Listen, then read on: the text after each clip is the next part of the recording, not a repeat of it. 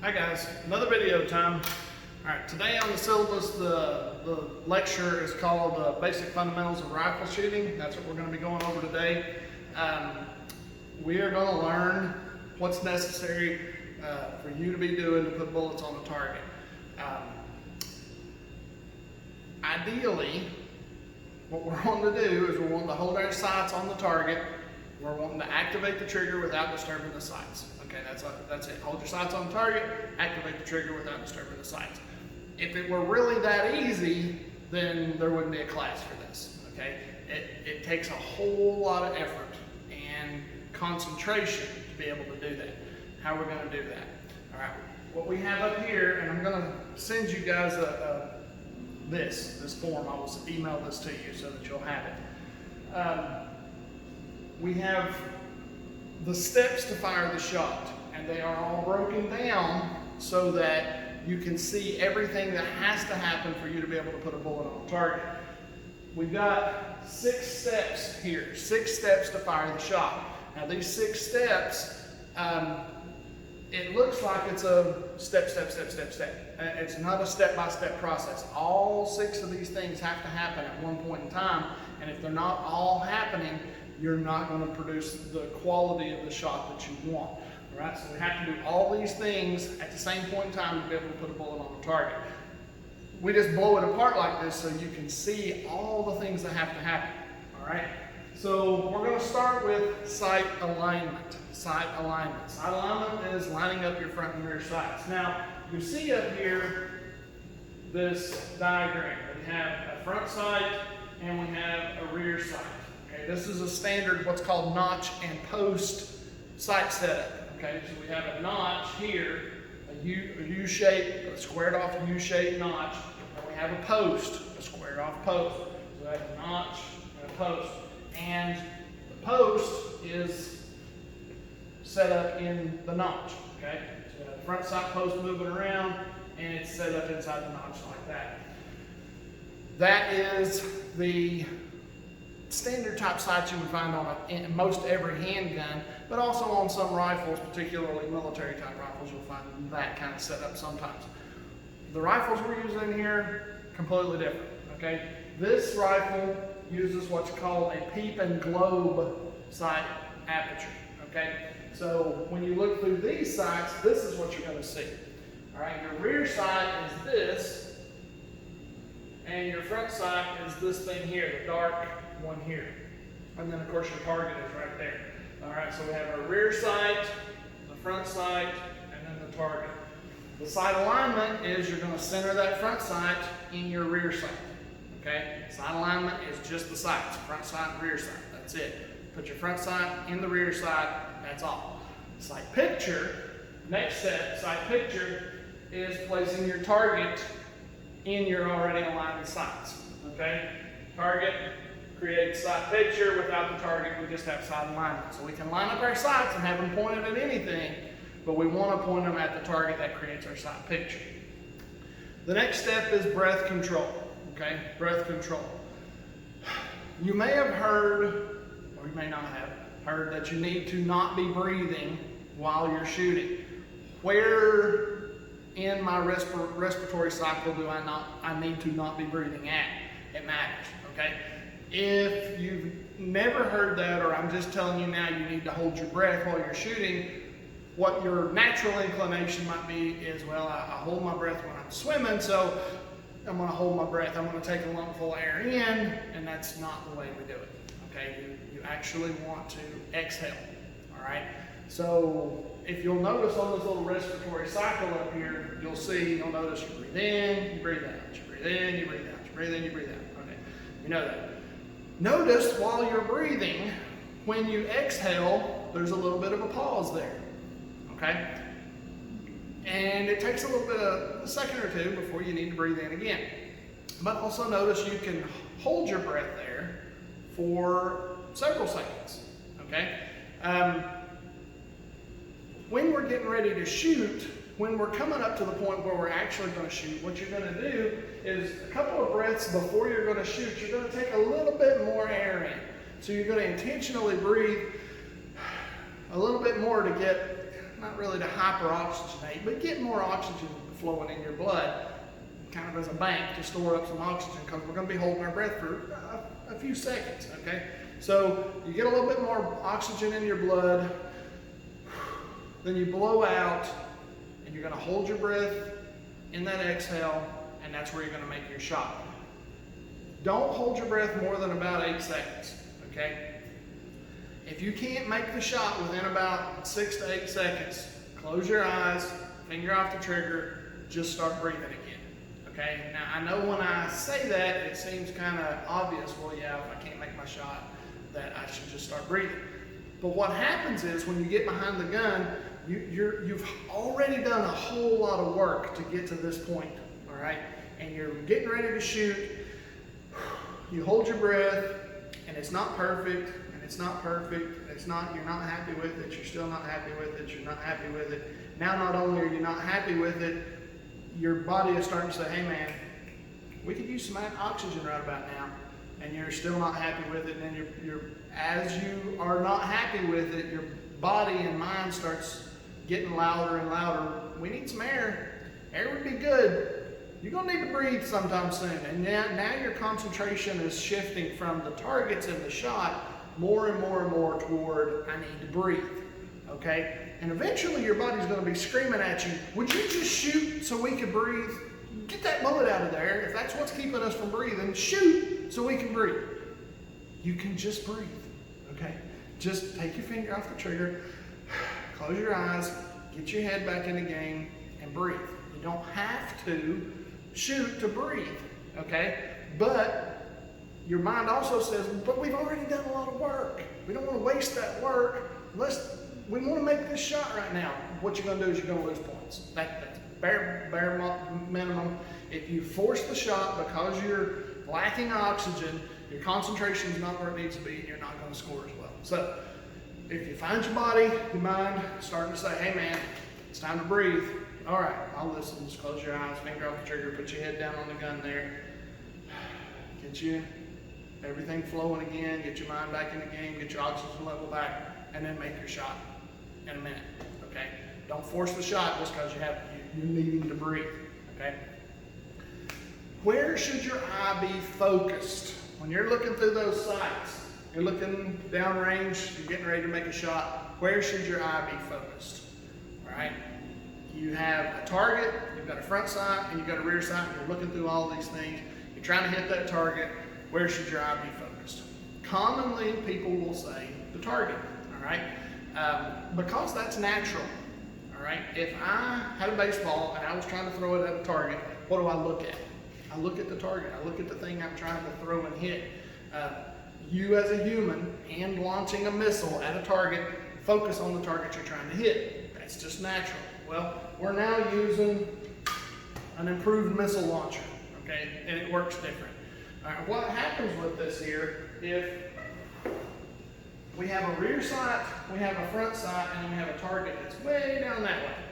All right, if we focus on the target, first note, your eye is not capable of focusing on multiple distances, okay? Focal distances. You can't do that. Your eye can't focus on something here and something way down there at the same time. It just doesn't work that way. All right, so you're going to have to pick one. If you pick your rear sight, you've still got enough focus left normally where you can see your front sight, but your target's too blurry to use. If you pick the target, most of the time, the front and rear sight is really too blurry to use effectively. But if you pick the one in the middle, which is your front sight, you've got enough of the rear sight to use and enough of the target to use. Okay? You can see in the diagram, that's why they have the rear sight fuzzy and you have the target fuzzy, but the front sight is clean and crisp and sharp and black. Okay? This is gray and fuzzy, sharp and black. All right? Try to remember to do that, because if you focus on the target, you're not going to shoot as well as you otherwise could. You have really got to focus on that front sight. It is so important that some high-end shooters, if you the target shooters, if you talk to some Olympic shooter, when did you first learn to focus on your front sight? Some of them will describe it to you like it was a religious experience, that they can remember the exact day where the importance of front sight point of focus came to them. Right now, I can't get to it much more than that for you, other than to just tell you you need to be focusing on your front sight. But when it finally clicks for you how important that front sight point of focus is, it really is almost like a religious experience. You really start to learn the concentration you need to be developing, okay? All right, trigger squeeze. All right, before we can squeeze the trigger, we've got to put our finger on the trigger. All right, so what we're going to do is we are going to put our finger on the trigger right in the center of that pad on our trigger finger. For me, that's my right index finger. So right in the center of this pad here is where I want the trigger to land. So I'm going to put my finger on the trigger like this. I want to make sure that my trigger finger is not dragging along the rifle or pistol, whatever, anywhere else. It is only touching the gun at the trigger. And I want it right in the middle right there, okay? Then, when I squeeze the trigger, and this gun it'll make a fool out of you. Even a gun this nice has got slack in the trigger, okay? I'll try to do this without actually firing the gun. So finger on the trigger, you'll see there's movement in the trigger that doesn't make the gun fire, and then I can feel right there is resistance. And now any more pressure and the gun fires. You want to take the slack out of the trigger, get rid of the slack, and then squeeze, okay? You don't want to do this. Okay? Some people, their trigger squeeze is basically like this. They put their sights on the target and they go slack all the way through. Don't do that, okay? If you do that, what you're doing is you're making these little micro movements on the gun. You're hitting the trigger, and as the trigger swings through and fires, you're bumping the gun and you're moving the gun through all that. We want to be as precise with this as possible. So finger on the trigger in the proper space, slack, breathing, squeeze. Okay? All right. Reflag the gun there. So that is trigger squeeze. And follow through is your sixth step. Follow through is your sixth step. Follow through in shooting works much the same way as it does in every other sport. If you must continue the motion. Okay, when you're shooting, you must continue the motion, just like you do if you're throwing, if you're swinging a bat, you're kicking a ball, whatever. You have to continue the motion.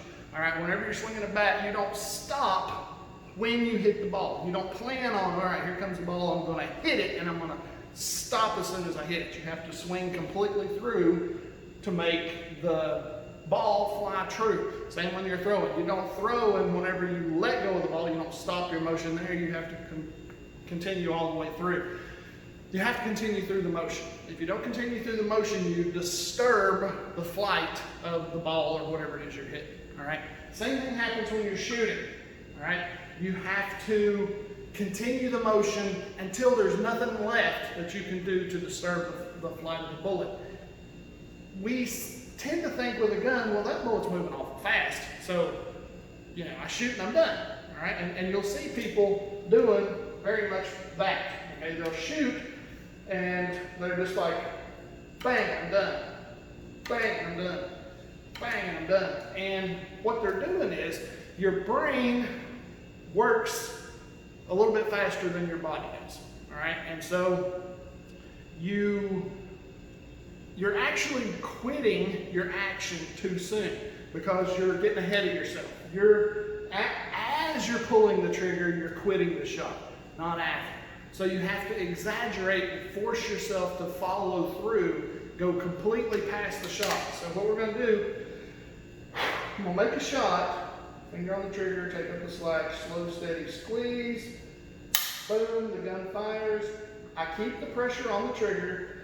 I come back to the target. I get myself another sight picture, and then I release the trigger, then I'm done. So I exaggerate it, okay? I know if I do that, I flowed completely through the shot correctly. So squeeze, boom, back, release. Then I'm done with the shot. If you don't do that, you're just going to be slapping the trigger and not following through. All right, I'll see people all the time. They'll make a shot and they want to look in that spotting scope. They want to see the hole appear in the target. Okay, that's what they're doing. They're trying to get this gun out of the way and get their eye in that spotting scope to watch the bullet hit the target. That ain't gonna happen. All right, so you're not gonna go jerk your head off the gun, look in that spotting scope and see you're not going to. All right, all you're doing is screwing up your shot. So relax. Try to get your head in the right space. Slow, steady squeeze on the trigger. Hold after the shot. Back on target, release. That's your follow through. Now,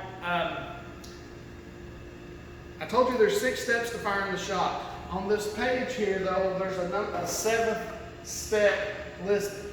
7th step. What's the 7th step? It'll tell you to teach somebody else to shoot. How does that help me shoot? Teaching somebody else to shoot. Well, in the moment, right here, right now, it doesn't help you make this shot. But if you'll teach somebody else these 6 steps, that will help you on the next shot you make. All right. There's a reason here at the university that they have grad students and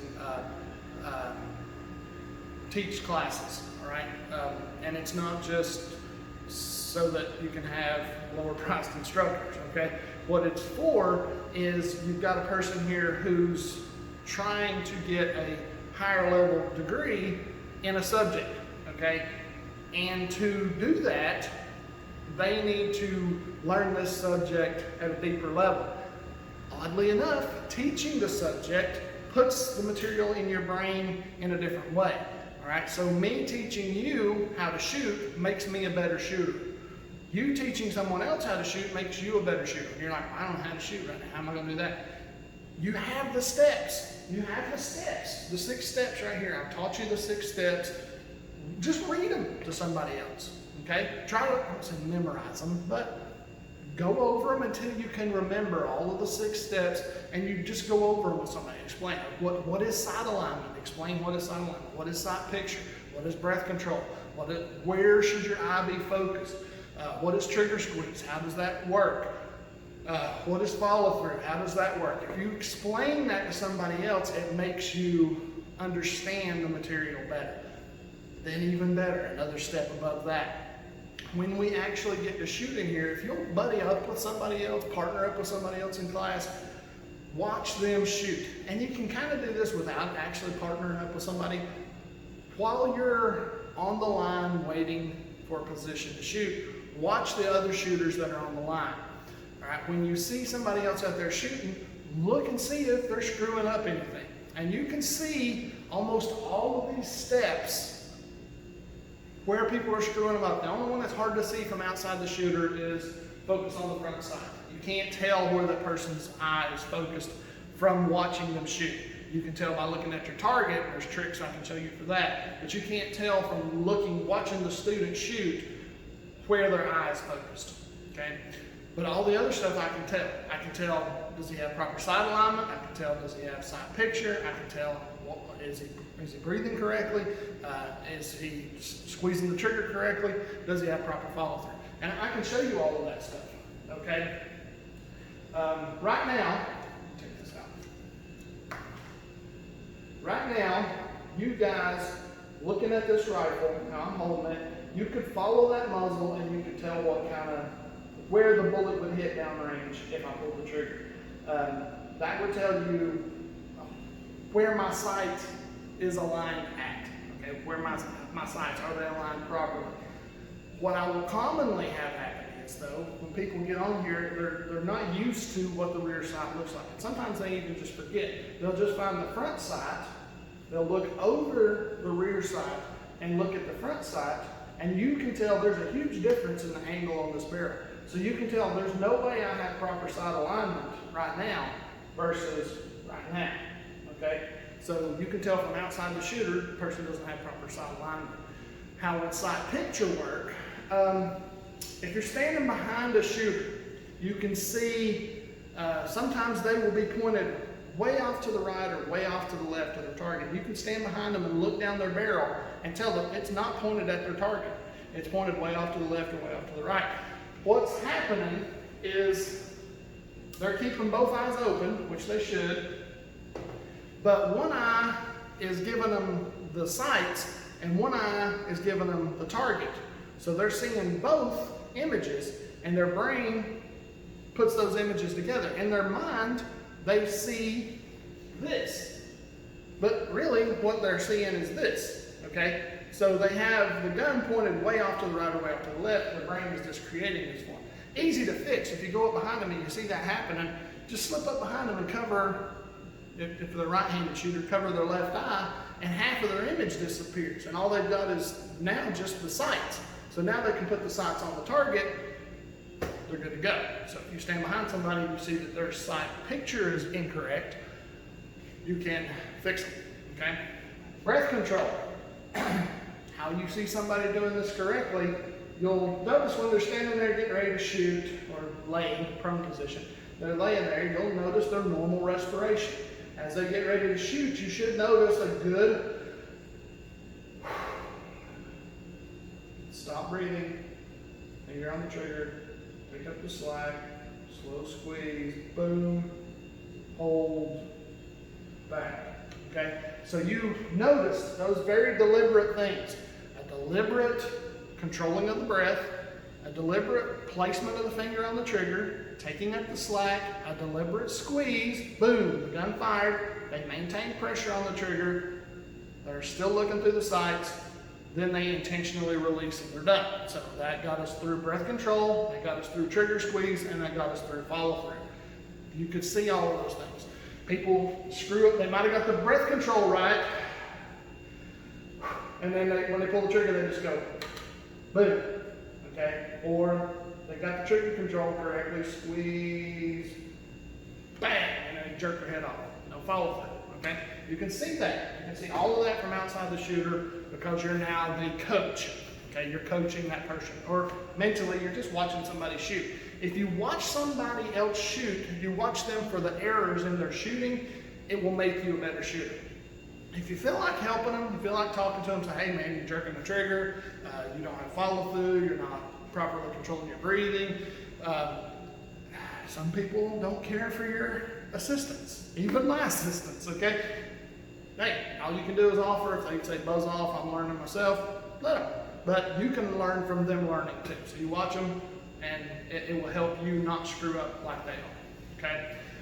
This is the way the Army teaches this, by the numbers. Sight alignment, sight picture, breath control, focus on the front sight, trigger squeeze, follow it. 6 steps. The Marine Corps uses what's called the BRASS acronym, B-R-A-S-S, B-R-A-S-S, BRASS, okay? Breathe, relax, aim, stop breathing, squeeze the trigger. Okay, breathe, relax, aim, stop breathing, squeeze the trigger. I don't care which one of those you're using. By the numbers, BRASS acronym, either of those work fine, okay? The by the numbers one is more thorough, but the BRASS acronym is easier to remember typically. So whichever one of those works better for you, but have one of those two programs running in your mind when you're laying behind the rifle. Breathe, relax, aim, look through the sights, stop breathing, squeeze the trigger. Works, okay? Sight alignment, sight picture, breath control, focus on the front side, trigger squeeze, follow through. Works, okay? Both of them work. Just make sure that you know what you're doing with them, okay? All right, we're gonna go past this just a little bit. We're gonna talk about, well, I'm gonna point to this thing here, NPOA, natural point of aim. I'm gonna demonstrate that a little bit more to you when I show you the prone position itself. But you'll see it on the form that I'm going to send you guys, but I'm going to get more into that later. Right now I'm going to talk to you guys about eye usage. There's 4 ways to properly use your eye. 4 things you need to do with your eye when shooting. All right. So number 1, we want to use our dominant eye. Okay, use our dominant eye. And I'll tell you right now, there's no correlation between your hands, your eyes, and your feet. So it doesn't matter if you're right-handed. That doesn't make you right-eyed. Right? Matter of fact, 20% of you guys are going to be what's called cross-dominant. That means you're a right-handed person, but your left eye is your dominant eye. It's just, that's the way nature works. All right? So how are we gonna figure this out? What I want you to do, wherever you're at, look off in the distance and find a spot. I don't care, find the light switch, find I don't care, there's some little knick-knack in your room, but look on the other side of the room from you and find something to look at. What I want you to do is I want you to focus at that thing, all right? Then what you're gonna do is you're gonna make a small opening in your hands like this, all right? You're gonna look at your spot, you're gonna have that small opening down out of your vision, all right? You're gonna fully extend your arms and then you're gonna raise your hands in front of your face until you see the spot. I'm gonna use the camera lens here, so I'm staring at the camera lens. I'm gonna raise my hands up in front of my face until I can see the lens. You should see my right eye now. So I'm gonna pull my hands back, keeping you in there until I'm all the way back. If you got a hat, you don't want to tip the hat. So come up, find the spot, keep the spot in that hole until you're back to your eye, okay? See your eye, you make a small opening, it makes it more refined. Forever I'll have people hitting themselves in the forehead and the nose. All right, look at your spot. See the spot through the hole of your hands, bring your hands back, keep it in there the whole time. Whichever eye you hit the most, do it an odd number of times. Whichever eye you hit the most, that's your dominant eye. Don't try to force it to go to the eye you want. Let it go where it wants to go. That is your dominant eye. Now, shooting and the microscopes and telescopes are probably the only place else in the world you're going to use this. But it does matter tremendously when you're shooting. You will shoot better using your dominant eye. So try to figure out which one that is. If you've had trouble shooting in the past and now you figure out it's an eye dominance issue, this may solve some stuff for you. It also may cause you some problems. And by that I mean, now I'm telling you, you're left-handed, you've shot all your life up to this point right-handed, and now when you're trying to shoot left-handed, now you've got this, you can see better, but now you've got this mental problem trying to figure out where your hands go. And that's a hump you're gonna have to get over. If you'll give yourself just a little bit of time to work with your hands and figure out how all this stuff's supposed to work, you'll see better out of that dominant eye and you'll be able to shoot better. But you gotta give yourself just a little bit of time to make sure that you're doing that, okay? So try it, and if it's still coming up close to test day, a day or two before test, and you're still struggling with using your stupid hand, all right, fine. We'll let you use your dominant hand, but you're going to absolutely positively have to patch your eye. What I mean by patch your eye, all you have to do is tear off a little corner of a piece of paper like this. Some of you guys may want to do this regardless if you're using your dominant eye or not, but you tear the piece of paper off. You're going to be wearing shooting glasses anyway, so you're going to put this in your non-shooting eye. I'm a right-handed shooter, right-eyed. I'm going to patch my left eye.